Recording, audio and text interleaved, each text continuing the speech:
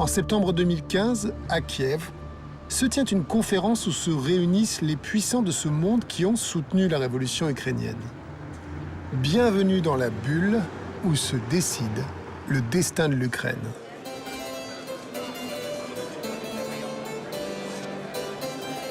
Officiellement, il s'agit de marteler que le pays est une bonne affaire pour les investisseurs. Mais ici, les gens d'argent jouent à la guerre mondiale.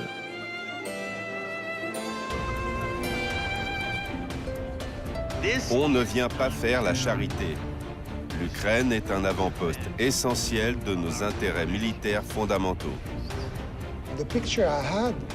L'image que j'ai eue en tête quand j'ai entendu cette phrase, c'était les Russes vont bientôt envahir l'Europe, on dirait.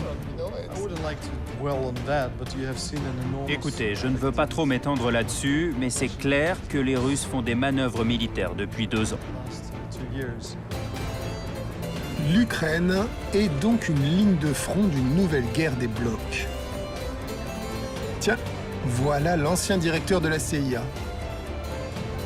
Lui aussi pense que l'Ukraine sert à bloquer Poutine. Ce qu'il adorerait, c'est recréer l'Empire russe.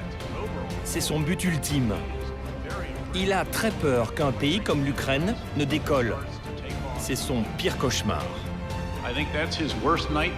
Le général Petraeus a travaillé pour le président Bush en Irak. Il est célèbre pour avoir contenu, très provisoirement, l'insurrection sunnite irakienne, notamment derrière des murs de béton à Bagdad. Obama l'a nommé à la tête de la CIA.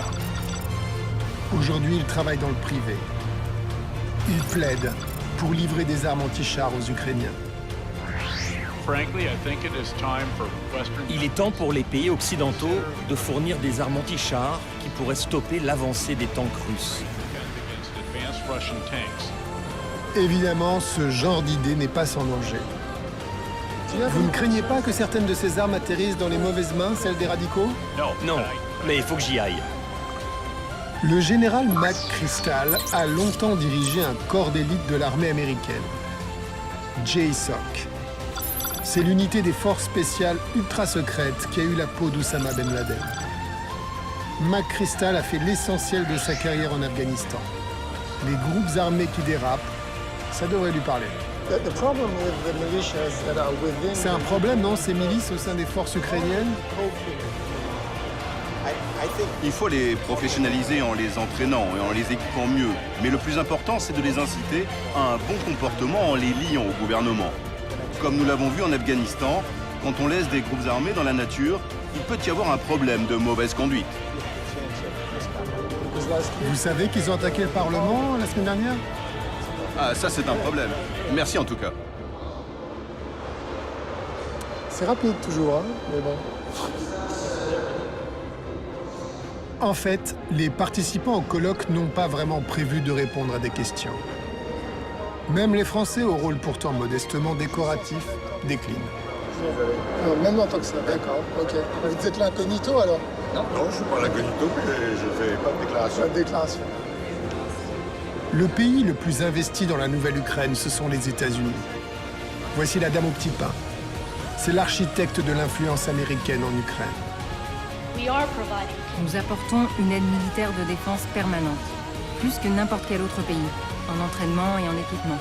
Nous avons eu un impact énorme sur le champ de bataille. Victoria Nuland a travaillé pour tous les présidents américains depuis 1993. Sa spécialité, contenir la Russie. Aujourd'hui, elle est responsable pour l'Ukraine. Elle a agi avec une efficacité remarquable. J'aurais voulu demander à Victoria Nuland si elle connaissait dès le départ la présence de néo-nazis chez les révolutionnaires ukrainiens. Et si elle l'avait sciemment dissimulé pour ne pas gâcher le tableau. Ce jour-là, à Kiev, elle n'a donné aucune interview. Mais quelques mois auparavant, elle a été sommée d'apparaître devant une commission d'enquête parlementaire à Washington et de répondre à la question. Were there neo-Nazis in those Everett Street violence that led to Mr. Yanukovych's removal? There were mothers and grandmothers and veterans. Yes, there were mothers with flowers, but there were also very dangerous street fighters who were engaged in those demonstrations. The question is, were there neo-Nazi groups involved in that?